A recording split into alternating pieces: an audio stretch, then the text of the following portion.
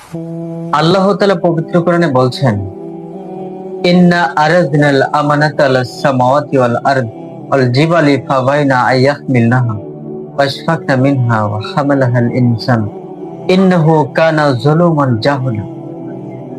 আল্লাহ তাআলা বলছেন যে আমি কোরআন নামক এই নিয়ামত আমানত স্বরূপ আকাশে দিলাম যে তোমরা এটা গ্রহণ করো। এরপরে জমিনে দিলাম, জমিনকে বললাম তোমরা এটা গ্রহণ করো। এরপরে পাহাড়কে বললাম তোমরা এটা গ্রহণ করো। আকাশ, জমিন, পাহাড় তারা অস্বীকার করলো, ভয় পেল, ভীত হলো।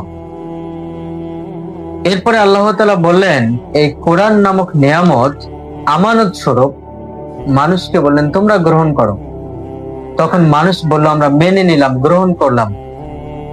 যখনই মানুষ বলল আমরা মেনে নিলাম, গ্রহণ করলাম, তখন আল্লাহ তাআলা বলছেন ইন্নাহু কানা যালুমান জাহুল। মানুষ বড় জালেম, মানুষ বড় জাহেল। জানার পরে, বোঝার পরেও তারা মানবে না, এর নাম হলো জালেম। আর বোঝারই চেষ্টা করবে না, এরাই হলো জাহেল। আমি জানি, আপনি জানেন যে 5 ওয়াক্ত সালাত আল্লাহ তাআলা আমার উপর ফরজ করেছেন, এরপর আমি পড়ি না, আপনি পড়েন না।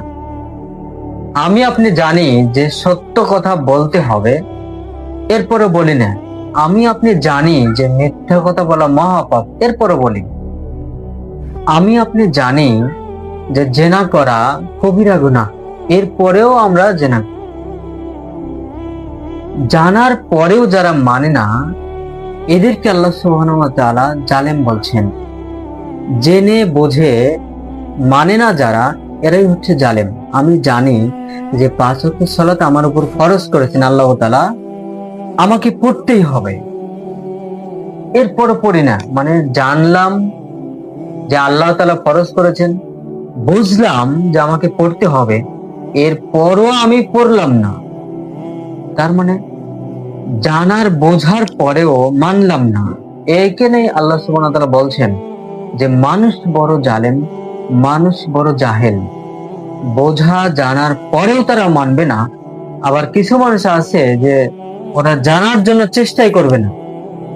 অনেক বিষয় আমাদের চেষ্টা আছে, আমাদের জানার আছে। একটা জমি কিনবো, সে জমির ব্যাপারে কত মানুষকে আমরা জিজ্ঞাসা করি জমিটা ঠিক আছে কিনা, ভালো আছে কিনা। উকিলের কাছে পরামর্শ নেই, বিভিন্ন মানুষের কাছে যাই, কিন্তু একটা ধর্মের বিষয় আমি মানবো, এটা আমি কারো কাছে জিজ্ঞাসা করতে চাই না। বা